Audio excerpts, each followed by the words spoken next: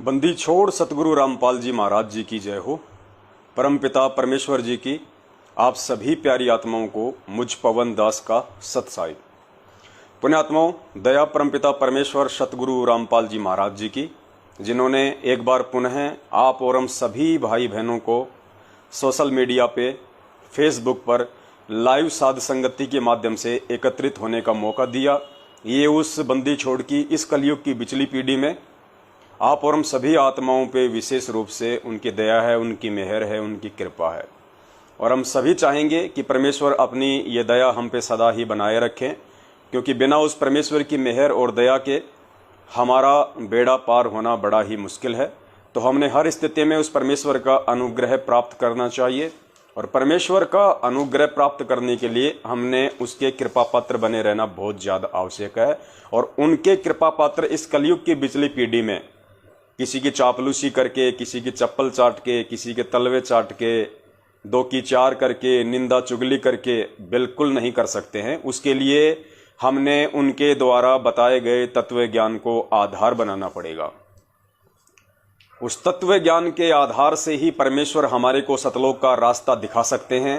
यदि हमने गलती से, अनजाने में, नासमझी में उस पूर्ण परमेश्वर का जो कलयुगी परिवार होता है, जो इस कलयुग की बिचली पीढ़ी में परमात्मा एक भूमिका करते हैं, एक पिता की, बाप की, बेटे की, रिश्तेदारों की, ज्ञान आधार से हमें अपनी परख करवाने के लिए कि मेरे बच्चे मुझे पहचानेंगे या नहीं पहचानेंगे, या मैं किसी कमल के फूल पे प्रकट होऊंगा तभी लोग मुझे कबीर परमात्मा मानेंगे, या मेरे बच्चे मेरी समर्थता से परिचित हैं कि परमेश्वर जो चाहे सो कर सकता है, भरम पड़ो मत कोई, सेऊ धड़ पर शीश चढ़ाया पाछे करो रसोई।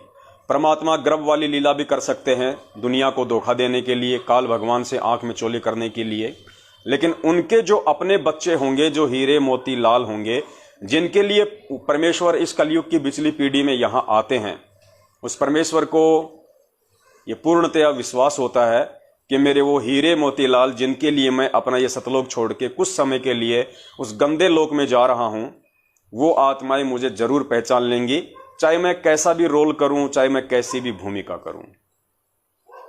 अभी हमारे एक भगत भाई का सवाल था, और उन्होंने कहा कि भगत जी, यदि सतगुरु रामपाल जी महाराज जी ही पूर्ण परमेश्वर हैं, पूर्ण परमात्मा हैं, तो जाहिर सी बात है भगत जी सतलोक में भी यही परमात्मा बैठे होंगे, इसमें तो कोई दो राय नहीं है। तो भगत जी, फिर हम लोग कौन से भाव से उन्हें अपना परमात्मा माने? सतलोक वाले भाव से माने, क्योंकि सतलोक में तो हमने सुना है कि परमात्मा की दाढ़ी मूछ है, और यहाँ जो अब आए हुए हैं परमात्मा 8 सितंबर 1951 के दिन गांव धनाना, जिला सोनीपत, हरियाणा में प्रकट होके, तो यहाँ तो ना परमेश्वर की दाढ़ी है, ना मूछ है, बिल्कुल एकदम क्लीन शेव है। तो हम कैसे भगत जी ये पहचान करें कि ये वही परमात्मा है जो सतलोक में बैठा है? तो दास ने उसको समझा है कि भाई, परमात्मा की पहचान उसकी दाढ़ी मूछ से नहीं होती है, परमात्मा की पहचान उसके रंग रूप से नहीं होती है, परमेश्वर की पहचान उसकी समर्थता से, उसके गुणों से, उसके ज्ञान से होती है। और एक छोटी सी एक कहानी है जो परमेश्वर ने हमें सत्संगों में बताई थी। दास उस कहानी के माध्यम से आप जियों को समझाना चाहेगा कि हमारा जो ये भ्रम है कि क्या संत रामपाल जी महाराज जी वही परमात्मा है जो सतलोक में बैठे हुए हैं, जो वहां बैठ के सारे ब्रह्मांडों का संचालन कर रहे हैं, क्या ये वही परमात्मा है? तो पुण्यात्माओं, इस भ्रम को और इस धोखे से बाहर केवल हम पूज्य गुरुदेव जी के ज्ञान को आधार बना के ही निकल सकते हैं। दूसरा दुनिया में कोई रास्ता नहीं है। उसके लिए आपने छोटी सी एक कहानी सुननी पड़ेगी जो गुरुदेव ने किसी सत्संग में सुनाई थी। बहुत ही दुर्लभ है वो सत्संग, पता नहीं मिल ही नहीं रहा अब कहाँ है, लेकिन एक बार परमात्मा ने दास के कानों में डाला था तो दास को याद हो गई उन्हीं की आशीर्वाद से। तो गुरुदेव ने शायद वो सत्संग दास को इसीलिए सुनाया था कि ऐसा भी कोई सवाल संगत में आएगा कि लोग मेरी पहचान को लेके भी भ्रम में पड़ जाएंगे।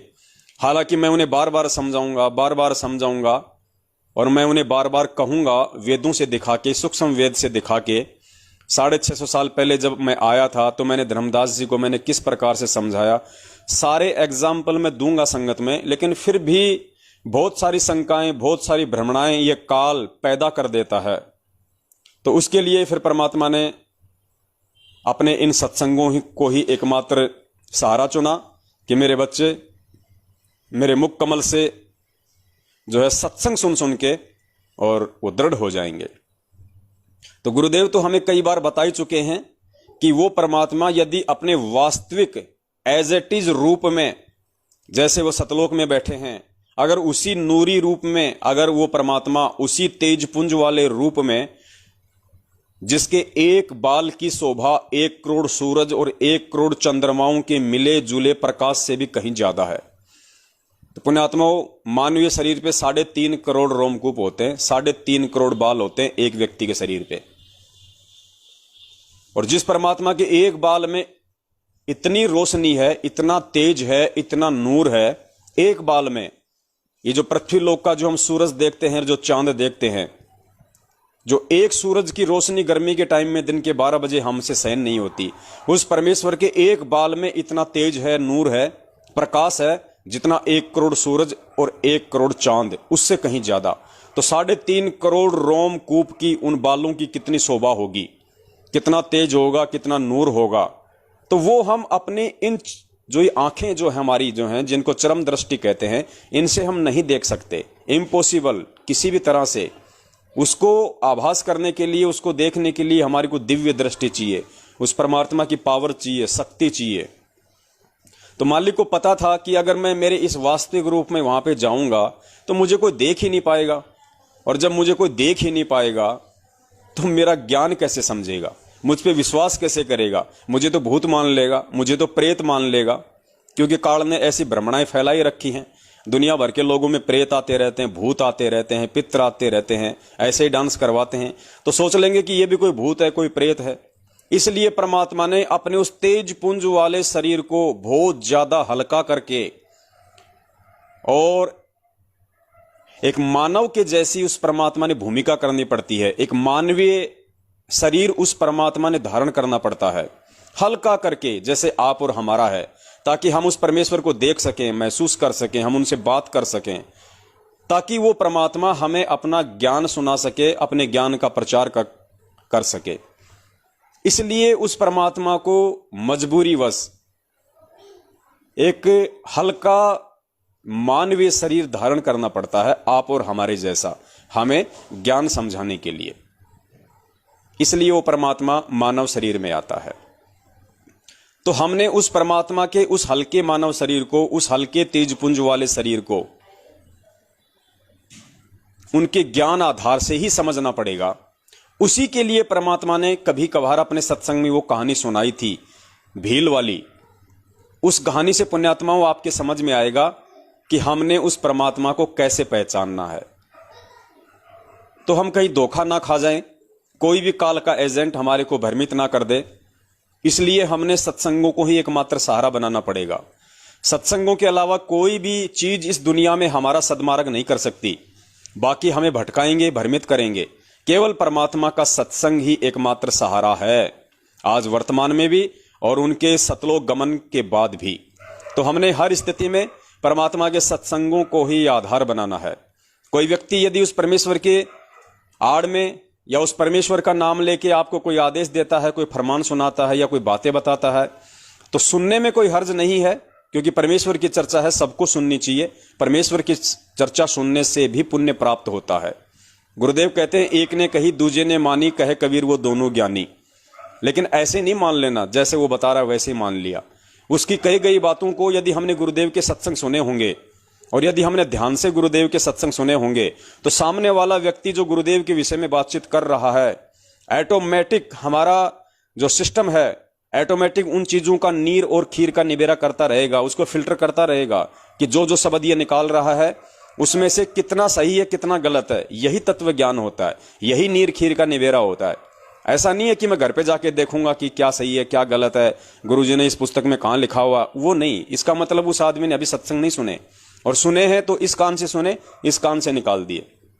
वरना जिस भगत ने ध्यान से परमेश्वर के सत्संगों को श्रवण किया होगा, सुना होगा, और उसके सामने यदि कोई चर्चा चलेगी, ऑटोमेटिक फिल्ट्रेशन होता रहेगा, वो उधर से शब्द निकालेगा, इधर से परमेश्वर फिल्टर करता रहेगा उस भगत के माध्यम से कि ये कितना सही बोल रहा है, कितना गलत बोल रहा है, तुरंत आप उसको बीच में टोक दोगे। तो परमेश्वर ने इसीलिए वो भील वाली कहानी सुनाई थी कि मेरे बच्चे, जब मैं इस पृथ्वी लोक पे उनको ज्ञान देने के लिए प्रकट होऊंगा अपने तेज पुंज वाले शरीर को हल्का करके, तो मेरे बच्चे मुझे पहचान लेंगे। पुण्यात्माओं, कहानी को ध्यान से सुनिए और कहीं भी हम धोखा ना खा जाएं, इसीलिए परमात्मा ने ये साध संगति के प्रोग्राम रखवाए हैं। इसमें ना मुझ पवन दास का कोई श्रेय है, ना इसमें आप लोगों का कोई श्रेय है, कुछ नहीं है। मालिक का ज्ञान है, परमेश्वर का दिया हुआ तत्व ज्ञान है। हम उस परमेश्वर के बच्चे हैं, तो बच्चा तो बाप की ही महिमा का गुणगान करेगा। बच्चा किसी पड़ोसी की महिमा का गुणगान थोड़े करेगा, फिर वो उस बाप का बेटा कहां हुआ? वो तो पड़ोसी का गुलाम हो गया, चापलूस हो गया।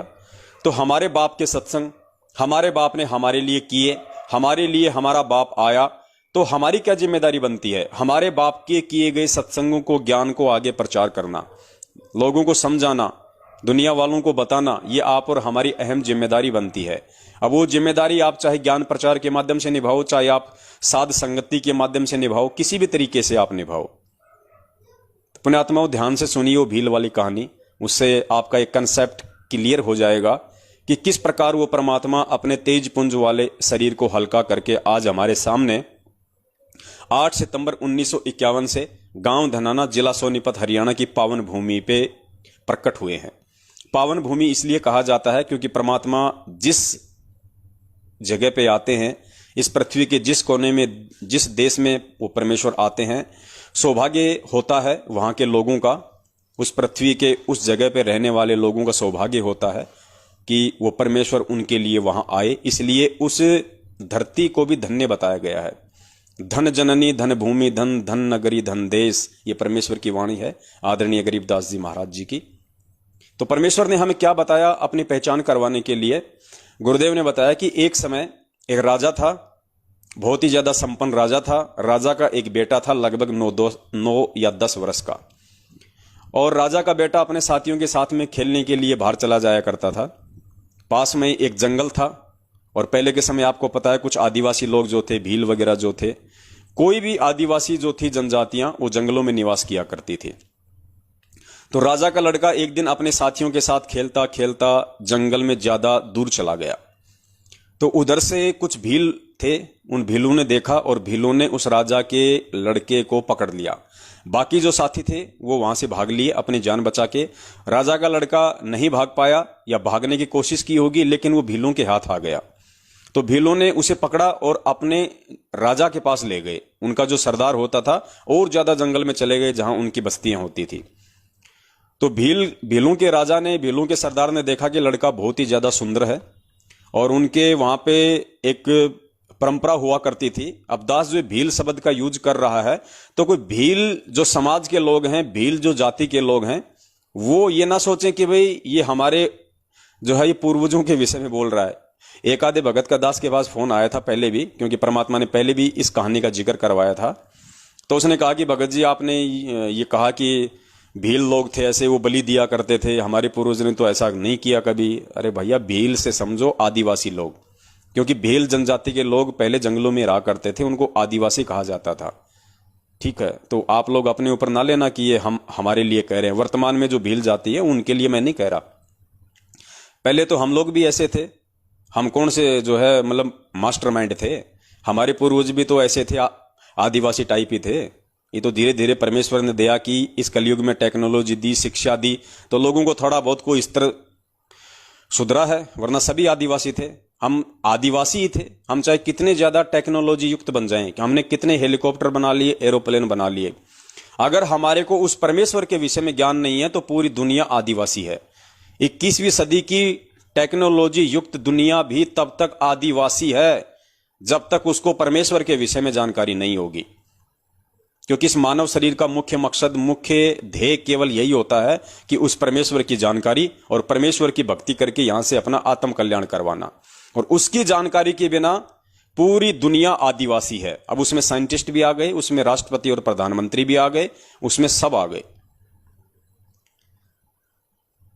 तो भीलों के सरदार ने सोचा कि भाई लड़का बहुत सुंदर है, और उनकी एक परंपरा थी, उनकी देवी थी, उसको वो लोग बलि चढ़ाया करते थे जब भी उसका त्योहार आता था, कि देवी खुश होगी, ऐसी उनकी अपनी धारणा थी। तो उन्होंने उस लड़के को सकुशल, जैसी भी उनकी व्यवस्था थी, वहां उन्होंने उसको कैद कर दिया और एक व्यक्ति को उसकी देखभाल के लिए छोड़ दिया कि लड़का कहीं भग ना जाए और किसी प्रकार का कोई नुकसान न हो जाए इस लड़के को। उधर से राजा को मालूम पड़ा कि मेरे बच्चे को तो इस तरीके से आदिवासी लोग ले गए उठा के। राजा बड़ा चिंतित हुआ। राजा समझदार था। राजा ने अपने मंत्रियों से सलाह वगैरह की तो काफी लोगों ने बहुत तरीके से उनका मार्गदर्शन किया। अंत में राजा को समझ में आया कि मैं किस प्रकार से अपने बच्चे की जान उन आदिवासियों से, उस भील से छुड़वा कर ला सकता हूं। मैं मेरे बच्चे को सकुशल यहां लेके आ सकता हूं। तो पुण्यात्माओं, अब आप जी थोड़ा सा समांतर रूप से इसका विश्लेषण करना। वो जो आदिवासी था उनको समझना आप काल भगवान, वो आदिवासी आप जी काल भगवान को समझना, और वो राजा समझना आप उस कबीर परमेश्वर को, और जो बच्चा उसकी पकड़ में आ गया था वो हम सतलोक की आत्माएं हैं, जो हम उस ज्योति निरंजन के साथ में खेलते खेलते उसके चक्कर में आ गए थे वहां पे, और परमात्मा से दूर निकल गए थे हम। और फिर इस भील रूपी निरंजन ने हमारे को पकड़ के कैद कर लिया, हमारी बलि चढ़ाने के लिए, गधा कुत्ता सूअर बनाने के लिए। तो फिर उस राजा को तो टेंशन होनी थी, बाप को तो चिंता होगी जब उसका बच्चा उसके हाथ से छूट गया। तो बाप बड़ा चिंतित हुआ, राजा बड़ा चिंतित हुआ। उसने सलाह मंत्रणा की। तो अंत में राजा ने डिसीजन लिया कि जितना जल्दी हो सके, राजा को मालूम पड़ा कि उनकी जो देवी का त्योहार है वो लगभग 1 महीना है उसका। तो राजा ने कुछ ऐसे लोगों को बुलाया जो लोग भीलों की भाषा जानते थे, आदिवासियों की भाषा जानते थे। तो राजा ने कहा कि मेरे पास समय नहीं है, 1 महीने का समय है, 1 महीने के अंदर अंदर आप मुझे आदिवासियों की भाषा समझाओ जितनी मुझे जरूरी है, जिससे मेरा काम निकल जाए। तो उन्होंने ऐसा ही किया। भाषाओं के जानकार लोगों ने राजा को 1 महीने में पूरी तरह से परिपूर्ण कर दिया भीलों की भाषा के लिए। राजा भाषा बोलने लग गया आदिवासियों वाली। अब राजा अगर अपने वास्तविक रूप में उन भीलों के सामने जाए, उन आदिवासियों के सामने जाए अपने बच्चे को छुड़वाने के लिए, पुण्यात्माओं, इसके 2 सबसे बड़े नुकसान थे। इसके सबसे बड़े नुकसान 2 थे। राजा को मालूम था, राजा समझदार था। राजा ने बड़ी सूझबूझ से काम लिया। सबसे पहले तो उसने भाषा सीखी। उसके बाद में राजा ने वैसा ही गेटअप बनाया जैसा कि आदिवासियों का था।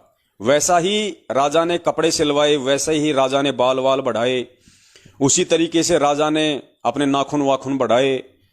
मतलब जैसे भील लोग जो रहा करते थे पहले, जो आदिवासी लोग जो थे टाइम पे नहाया नहीं करते थे, गंदे संदे रहा करते थे, ऐसे ही उनके वस्त्र होते थे, ऐसे बड़े बड़े बाल, पता नहीं क्या क्या चित्रकारियां रखते थे, हाथी के दांत वगैरह यहां लगा के, मतलब टोटल जो हार श्रृंगार था उन आदिवासी लोगों का वैसा का वैसा राजा ने बनाया। राजा होते हुए उन्होंने वैसा का वैसा हार श्रृंगार किया ताकि कोई फर्क ही महसूस ना कर सके, भील भी ये ना पहचान सके कि ये भील है या ये राजा है। उनको धोखा देने के लिए, उन आदिवासियों को धोखा देने के लिए, उन भीलों के सरदार को धोखा देने के लिए परमात्मा ने भी सेम टू सेम आदिवासी वाला ही गेटअप तैयार कर लिया। अगर राजा अपने वास्तविक रूप में जाता वहां पे तो वो राजा को भी पकड़ लेते, वो तो एक अलग ही पहचान हो जाती। तो एक नुकसान तो ये, और दूसरा नुकसान, अगर उस राजा को मान लीजिए आदिवासी भी ना पहचान पाते, लेकिन जब वो बाप अपने बेटे के सामने जाता तो बेटा तो नासमझ था, मंदबुद्धि था, वो तो अपने बाप को देखते ही रोने लग जाता, वो तो चिल्लाने लग जाता, तो वो पकड़ में आ जाता, मालूम पड़ जाता भीलों के राजा को कि ये तो इसका बेटा है, तो वो भी मरता और वो भी मरता, दोनों के दोनों मरते। तो इसलिए राजा ने बड़ी सूझबूझ से काम लिया ताकि उनके बच्चों को भी इस बात का पूर्णतया आभास ना हो कि मैं ही तेरा बाप हूं। इसलिए अपने उस बच्चे से भी थोड़ी सी दूरी बनाए रखने के लिए, उस बच्चे को भी थोड़ा सा भ्रम में रखने के लिए, ताकि बच्चा नादानी में मुझे देख के रो ना दे, बच्चा रोने ना लग जाए और मालूम ना पड़ जाए, वास्तविकता सबके सामने ना आ जाए, वरना मैं भी मरूंगा और वो बच्चा भी मरेगा। तो इस प्रकार राजा भीलों वाला गेटअप बना के और उन आदिवासियों के बीच में वो राजा हिम्मत करके पहुंचा। वो जैसे ही वहां गया अंदर, उसको मालूम था कि भील लोग वहां होंगे, मुझे पकड़ेंगे। तो जैसे ही राजा भीलों वाले गेटअप में जंगल में गया तो उधर जो भील लोग थे ऑलरेडी, जो आदिवासी थे, उनकी नजर पड़ी। वो दौड़ के गए, उन्होंने देखा कि ये तो हमारे जैसा ही है, हो सकता है भाई किसी दूसरे कबीले का हो, किसी दूसरे क्षेत्र का हो ये भील आदिवासी। तो राजा भाषा सीख ही गया था। राजा ने काफी उनसे बातचीत की और राजा बड़ा ही निपुण था, बड़ा ही चतुर था, बड़ा ही कुशल था। राजा ने उनको मोह लिया अपनी बातों से, अपने शब्दों से, और राजा ने उनसे बातचीत की। उनके जरिए राजा भीलों के सरदार तक पहुंच गया। उसके बाद में सरदार से भी राजा ने बातचीत की और सरदार से भी काफी अच्छे संबंध हो गए राजा के, क्योंकि राजा था तो राजा तो बहुत ज्यादा निपुण था। तो बहुत ही जल्दी 2-4 दिन में उस राजा ने भीलों के सरदार के दिल में अपनी एक विशेष अपनी जगह बना ली। आओ भगत करके राजा के साथ में बड़े प्यार से, बड़े अच्छे से बोलचाल करके, बाहरी क्षेत्र के विषय की जानकारियां देके, क्योंकि आदिवासियों को तो मालूम नहीं होता था बाहर की दुनिया का। तो इस तरीके से राजा ने एक विशेष जगह बना ली उसके अंदर। और राजा ने फिर कहा कि भाई आज के बाद में उस लड़के की जिम्मेदारी मैं इसको देता हूं, इस भील को देता हूं जो अभी अभी आया है नया नया। ये बहुत ही विश्वास पात्र है, बहुत ही चतुर है, और ये बच्चे का विशेष ध्यान रखेगा, और इसके माध्यम से हम बच्चे की हम बलि दिलवाएंगे तो देवी ज्यादा खुश होगी, ज्यादा प्रसन्न होगी। तो इस प्रकार से राजा वहां पे भीलों के बीच में पहुंच गया। और राजा ने चाहा कि मैं अपने बच्चे को एक बार जाके देख लूं, मेरा बच्चा कैसा है कैसा नहीं है। तो राजा को चाबी मिल गई थी और राजा अपने बच्चे के पास में गया। अपने आत्मा, और राजा ने भी बड़ी सूझबूझ से काम लिया। राजा ने भी कोई जल्दबाजी नहीं दिखाई, राजा ने भी कोई तत्परता नहीं दिखाई ये कहने की अपने बच्चे के सामने, या उसको ये समझाने की कि मैं तेरा बाप हूं, मैं तेरा पिता हूं। वरना राजा को मालूम था कि बच्चा भावुक हो जाएगा, बच्चा नादान है। अगर इसको मालूम पड़ गया कि ये भील के भेष में मेरा बाप है, मेरा पिताजी है, जो मैंने गलती की थी उस गलती से मुझे छुड़वाने के लिए यहां पे आया है, अपनी जान जोखिम में डाल के इन भीलों के बीच में, इन राक्षसों के बीच में, तो बच्चा रोने लग जाता, बच्चा भावुक हो जाता, और हकीकत वहां पे सबके सामने आ जाती, राजा भी मरता, भील भी मरता। इस प्रकार राजा ने अपनी स्थिति को सही सही रूप से बच्चे के सामने नहीं रखा, अपनी आइडेंटिटी राजा ने अपने बच्चे के सामने नहीं रखी। ये उसकी मजबूरी थी। लेकिन उस बच्चे को समझाने के लिए, क्योंकि जैसा राजा कहेगा वैसा ही तो बच्चा करेगा, तभी तो वहां से वो दोनों निकल पाते। अगर राजा के कहे अनुसार अगर वो बच्चा अपनी क्रिया नहीं करेगा तो वो वहां से नहीं निकल सकता था। तो राजा ने बड़ी सूझबूझ से काम लिया। राजा ने उस बच्चे से कहा कि बेटा देख, तू मुझे इन बाकी भीलों की तरह भील मत समझ लेना, कहीं तू भी ये समझे कि मैं भी इनकी तरह जो निर्दयी हूं, या मैं भी तेरे को मारना चाहता हूं। बेटा ऐसा नहीं है, बेटा मैं हूं तो भील, हूं तो मैं आदिवासी, लेकिन बेटा मैं तेरे पिताजी को जानता हूं, और मुझे तेरे पिताजी ने ही यहां पे भेजा है, बहुत ही सूझबूझ से तेरे को यहां से बाहर निकालने के लिए। और देख, किसी से कुछ नहीं कहना, कोई जिक्र मत करना, और अगर तुझे यहां से बाहर निकलना है, तुझे अगर यहां से जाना है, तो बेटा मेरी प्रत्येक बात को मानना, मैं जैसा कहूं तुझे वैसा ही करना है, दूसरे किसी की बात पे यकीन नहीं करना, तो हम दोनों यहां से सकुशल बाहर निकल सकते हैं। मेरी एक योजना है, वो योजना मैं तेरे को बता रहा हूं। तो बेटे ने कहा कि जी ठीक है, अगर आपकी यही योजना है और आप चाहते हो कि मैं यहां से बाहर निकलूं, और आप मेरे पिताजी के भी जानकार हो, आप उनको जानते हो, और मेरे पिताजी ने ही आपको यहां भेजा है, तो जी कोई दिक्कत नहीं, जैसा आप कहोगी मैं वैसा ही करूंगा। मैं किसी और की बातों में नहीं आऊंगा। कोई चाहे मुझे कितना ही भ्रमित करे, कोई चाहे मुझे कितने पीले पर्चे डाले, कोई चाहे मुझे कितनी फर्जी ऑडियो सुनाए, मैं जब तक आपके मुख कमल से नहीं सुन लूंगा, आपके आमने सामने बात नहीं सुन लूंगा, तब तक मैं किसी पे यकीन नहीं करूंगा। कोई आपकी ऑडियो रिकॉर्ड करके मुझे सुना दे तो भी मैं किसी पे यकीन नहीं करूंगा। बच्चा इतना समझदार था, और इतना समझदार होगा तभी वो वहां से निकल सकता था। और उस राजा ने बच्चे को वास्तविकता नहीं बताई कि मैं ही तेरा बाप हूं, और ना ही अपना रूप भील वाला उतार के उसको दिखाया, वरना बच्चा नादान था, राजा को पता था सारा खेल बिगड़ जाएगा, इसलिए उसने छुपाया अपने आप को। और उसने पूरी उस जो प्लानिंग थी उस राजा ने उस बच्चे को बताई कि बेटा अभी इनका त्योहार आएगा 3 दिन बाद में, और त्योहार से 1 दिन पहले ये लोग जश्न मनाते हैं, खाते हैं, पीते हैं, शराब पीते हैं। तो बेटा मैं ऐसा करूंगा, उस रात को ये मेरे पे विश्वास करने लग गए, ये मुझे पहचान नहीं रहे कि मैं तेरा बाप हूं। ये धोखे में है, ये भील का राजा, ये भीलों का राजा धोखे में है। मैं इसको धोखा दे के आया हूं, गेटअप चेंज करके आया हूं। इसको नहीं पता मेरी स्थिति के बारे में, मैं कौन हूं। ये मुझे अपने जैसा ही समझ रहा है, ये धोखे में है। तो बेटा ये काम करना, इनका त्योहार आ रहा है परसों, और कल रात को जब ये जश्न मनाएंगे तो ये जो शराब पिएंगे, जो लड्डू खाएंगे, तो मैंने बेटा उन लड्डुओं में भांग मिला दी है। भांग, नशे की दवाई डाल दी मैंने उनमें, जो मैं लेके आया था। और रात को ये सारे के सारे जो है ये बेहोश हो जाएंगे, किसी को कुछ नहीं पता चलेगा ये कौन कहां सो रहा है, कहां क्या पड़ा है। और तू बिल्कुल चौकन्ना रहना, तू सो मत जाना उस दिन, कहीं तू सो जाए फिर मैं चिल्लाऊं तेरे को जगाने के लिए। और मैं चुपचाप से आऊंगा तेरे पास में, और मैं चाबियां खोलूंगा, और बिना किसी आवाज के चुपचाप जैसा मैं संकेत करूं वैसे वैसे मेरे पीछे पीछे चलते रहना। दौड़ने के लिए कहूं तो दौड़ लगा देना, चुप रहने के लिए कहूं तो चुप रहना। जी ठीक है, क्योंकि बच्चे को भी असल में वहां से बाहर निकलना था। उसको भी मालूम पड़ चुका था कि मैंने बहुत बड़ी गलती कर दी है इन भीलों के हाथ लग के।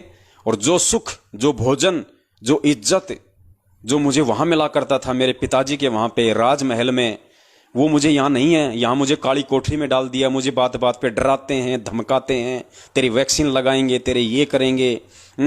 कोई भी आता है मुझे गालियां निकाल देता है, कोई भी आता है मुझे समय पे खाने को नहीं देते, कोई भी आता है मेरी पिटाई कर देता है, तुझे मारेंगे, तुझे काटेंगे। तो बच्चा भी डरा हुआ था। बच्चे को भी मालूम पड़ गया कि तेरे बाप के घर में क्या सुख थे, और यहां इस भील के हाथ लगने के बाद तेरे साथ क्या हो रहा है। तो बच्चे ने वैसा ही किया। और जैसे उनका त्योहार आया, उस दिन उस राजा ने अपनी प्लानिंग के तहत उनके लड्डुओं में भांग मिला दी। जो शराब थी उसमें कुछ ऐसी चीज मिला दी जिससे कि सब पिए, सब बेहोश हो जाएं। तो घंटे 2 घंटे बाद में सबको नींद के लटके आने लग गए, सब बेहोश हो गए, सब गिर गए। राजा तुरंत गया, राजा ने चाबी खोली, बच्चे को बाहर निकाला, तुरंत बच्चे का हाथ पकड़ के और उसको वहां से ले गया, और कहा कि बेटा रुकना नहीं, 2-3 घंटे, जब तक हमारा जंगल का सफर पूरा नहीं हो जाता तब तक बेटा रुकना नहीं है, चुपचाप रहना, किसी को कुछ मत बताना। यानी जब तक बाप हमारे को त्रिकुटी तक नहीं ले गया, जब तक बाप हमारे को भंवर गुफा तक नहीं ले गया, जब तक बाप ने 12वां द्वार पार नहीं कर दिया, तब तक भी उस भील ने जब तक जंगल पार नहीं कर दिया पूरा, और जब तक वो राजा अपनी सीमा में नहीं घुस गया, तब तक उस राजा ने उस बच्चे को कुछ भी नहीं बताया कि मैं कौन हूं। कुछ नहीं बताया उसने। वो बच्चा यही भ्रम में था कि ये मेरे पिता का जानकार है और मेरे पिताजी ने इसको भेजा है, ये भील है। और जैसे ही राजा अपनी सीमा में राजा ने प्रवेश किया, राजा की पूर्व निर्धारित योजना थी, वहां पे राजा के सैनिक, राजा के जो सेनापति थे वो खड़े थे लेके हथियार।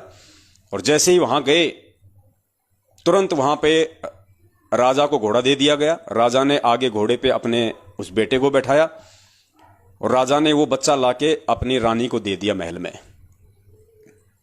और जैसे रानी ने अपने बच्चे को देखा, रानी फूट फूट के रोने लगी, अपने बच्चे को सीने से लगा के। पुण्यात्मा, उस समय तक भी उस बच्चे को नहीं पता था, वो तो नादान था बेचारा, भोला था। वो तो मां से लिपट गया और वो रोने लग गया। लेकिन जब बच्चा मां से लिपट के रो रहा था और पास में वो राजा खड़ा था, राजा ने वहीं पे अपना वो गेटअप उतारना शुरू किया उस बच्चे के सामने, और बच्चा देख रहा था। राजा ने अपने वो कपड़े उतारने शुरू किए, अपना मेकअप उतारा, जो काला मुंह कर रखा था वहीं पे पानी से मुंह धोया, टॉवेल से मुंह को पूछा, और राजा ने फिर अपनी वाली पोशाक पहनी। तो बच्चे को सारा माजरा समझ में आ गया, बच्चे को टोटल कहानी समझ में आ गई। बच्चा अपने बाप से लग के रोने लग गया, चिल्लाने लग गया। बच्चा सुबक सुबक के रोने लगा, बच्चा अपने बाप से लिपट के, और कहने लगा कि पिताजी आप थे, मैं तो आपको बिल्कुल भी नहीं पहचान पाया। आप इतने दिन वहां रहे मेरे साथ में, आपने अपना भेद नहीं बताया मुझे। आप केवल संकेत करते रहे कि मुझे तो तेरे पिताजी ने भेजा है, मैं तो तेरे पिताजी का जानकार हूं, और मैं तो तेरे पिताजी के आदेश से तेरे को लेने आया हूं। आपने मुझे कुछ नहीं बताया, और मैं भी नहीं जान पाया आपको कि आप ही मेरे पिताजी हो। और बच्चा फूट फूट के रोने लगा, अपने बाप से लिपट के फूट फूट के जो है वो रोने लगा। पुण्यात्माओं, ये स्थिति है आज वर्तमान में परमपिता परमेश्वर सतगुरु रामपाल जी महाराज जी की। इस प्रकार से वो कबीर परमात्मा आज आप और हमारे लिए इस पृथ्वी लोक पे वो सारे कष्ट, वो सारे दुख उठा रहा है परमात्मा। वो परमात्मा हमारे लिए एक भील बन रहा है, एक आदिवासी बन रहा है परमात्मा। हमारे लिए वो समर्थ राजा इस काल के लोक में आके लोगों की गालियां खा रहा है, लोगों की पिटाई सहन कर रहा है वो परमात्मा। और हम मंदबुद्धि उस परमेश्वर को पहचान नहीं पा रहे। हम कह रहे हैं कि ये तो आदिवासी है, ये तो भील है, लेकिन वो भील नहीं था, वो परमात्मा था। वो जानबूझ के अपनी पहचान नहीं करवा रहा था। तो ये गुरुदेव आज हमें जानबूझ के अपनी पहचान नहीं करवा रहे, लेकिन इन्होंने अपने सत्संगों के माध्यम से हमें कोई कमी नहीं छोड़ी बताने में कि बेटा मैं ही तेरा बाप हूं, मेरे पे यकीन कर, और जैसा मैं कहूं वैसा तू यहां पे करेगा, वैसी क्रिया तू करेगा तो सफल होगा। अगर मेरे कहे अनुसार नहीं चला, जरा सी भी तूने कोई त्रुटि कर दी मेरे वचन में, मेरे सत्संग में, मेरे परिवार वालों के कहने से, मेरे भाई बंधुओं के कहने से, इन कॉल एजेंट कोऑर्डिनेटरों के कहने से, तो बेटा मेरी सारी की सारी जो प्लानिंग है वो फेल हो जाएगी। और मैं जिस मकसद के लिए आया हूं तुझे इस भील की कैद से निकलवाने के लिए, मेरा मकसद अधूरा रह जाएगा। तू तो मरेगा सो मरेगा, मेरा भी मिशन फेल हो जाएगा। तो इसलिए पुण्यात्माओं, ये वही कबीर परमात्मा है जो अपने तेज पुंज के शरीर में सतलोक में बैठा हुआ है, और हल्का तेज पुंज का शरीर बना के उस आदिवासी की तरह और राजा आप और हमें यहां से निकालने के लिए, क्योंकि उस परमेश्वर को हमारी बुद्धि के लेवल का पता है कि हमारे अंदर कितनी बुद्धि है, हम कितने ज्ञानवान हैं। इसलिए परमेश्वर अपने आप को छुपाते हुए, अपने आप को एक गांव धनाना, जिला सोनीपत, हरियाणा का रामपाल जाट बताते हुए, अब ये जाट की औकात नहीं है, हिंदुस्तान के किसी जाट की औकात नहीं है जो शास्त्रों को खोल के बता दे। यहां पे तो शास्त्रों के ठेकेदार ये पंडित बने फिरते हैं जो काशी और नालंदा से जो पढ़ पढ़ के आए थे, जो यहां पे चोटी बढ़ा बढ़ा के अपने आप को जो सर्वज्ञानी साबित किए बैठे थे। यहां तो शास्त्रों को पढ़ने और पढ़ाने का ठेका ही पंडितों ने लिया था, ब्राह्मणों ने ले रखा था, नकली संतों ने ले रखा था। जाटों को तो पढ़ने का अधिकार भी नहीं था। तो जाटों की क्या औकात कि जाट किसी शास्त्र को दिखा दे, पढ़ा दे, और जाट वो गलतियां भी निकाल के रख दे जो गलतियां उन चुंडित मुंडित चारों वेदों के ज्ञाता शास्त्रों ने कर दी। जो श्रीमद् भागवत गीता को लिखने वाले वेदव्यास जी ने भी क्या क्या त्रुटियां कर दी, वो गलतियां भी वो हरियाणा का जाट बता रहा है। तो पुण्यात्माओं समझो, वो आदिवासी नहीं है, वो हरियाणा का जाट, वो किसी इंद्रो माई के पेट से जन्म लेके नहीं आएगा। वो परमेश्वर है, वो परमात्मा है, उसके बहुत सारे रीजन हैं। उसने भील को भी धोखे में रखना है, उसने अपने बच्चे को भी अपनी वास्तविकता सही सही नहीं बतानी है, वरना उसका काम बिगड़ सकता है। इसलिए वो परमेश्वर अपने आप को छुपा रहे हैं। यहां पे आप और हमारे जैसे एक आम व्यक्ति के रोल में आए हैं यहां परमात्मा। लेकिन पुण्यात्माओं, अब यदि हम नहीं समझेंगे उनके इशारों को, और इशारों को हम उनके उसी समय समझ सकते हैं जब वास्तव में हमें मालूम पड़ जाए कि मैं इस काल की कैद में हूं और मेरे साथ यहां पे बहुत ही ज्यादा ज्यादतियां हुई हैं, गधे कुत्ते सूअर के इसने मुझे जीवन दिए हैं। यानी कहने का मतलब है, उस बच्चे की तरह जब तक हम यहां से निकलना नहीं चाहेंगे तब तक वो बाप भी कुछ नहीं कर सकता। अगर वो बच्चा ही मान लीजिए उन भीलों के साथ में रम जाता, उन भीलों के बच्चों के साथ में खाना खेलना हंसी मजाक करने लग जाता, उन्हीं को अपना घर बना लेता, सोचता मैं तो यहीं ठीक हूं, मैं वहां नहीं जाऊंगा, यहां तो मेरे यार हैं, मेरे दोस्त हैं, मुझे खाने पीने की कोई दिक्कत नहीं है, वो बच्चा अगर यही मान लेता तो बाप उसको कैसे निकाल के लेके आता। तो पुण्यात्माओं, हमने इन चीजों को अब समझना पड़ेगा। और 8 सितंबर 1951 के दिन जो ये परमेश्वर आप और हम सभी के लिए यहां पे प्रकट हुए हैं अपने तेज पुंज के शरीर को हल्का करके, अब हमने धोखा नहीं खाना है पुण्यात्माओं। ऐसा कोई सबूत, ऐसा कोई प्रमाण इस परमेश्वर ने दिखाने में कसर नहीं छोड़ी है जो ये साबित ना करता हो कि संत रामपाल जी महाराज जी ही पूर्ण परमात्मा है। और पूर्ण परमात्मा है तो पूर्ण परमात्मा किसी मां के गर्भ से नहीं आएगा। इस चीज को भी हमने अपने दिलो दिमाग में बैठा लेना है। मस्तक लाग रही मारे गुरु चरण की दूर, मस्तक मारे गुरु चरण की दूर, मस्तक जब ये धूल चढ़ी मस्तक पे, जब ये धूल धूलिया हो गई दूर,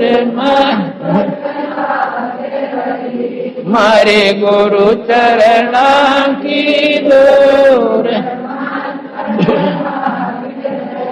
ईड़ा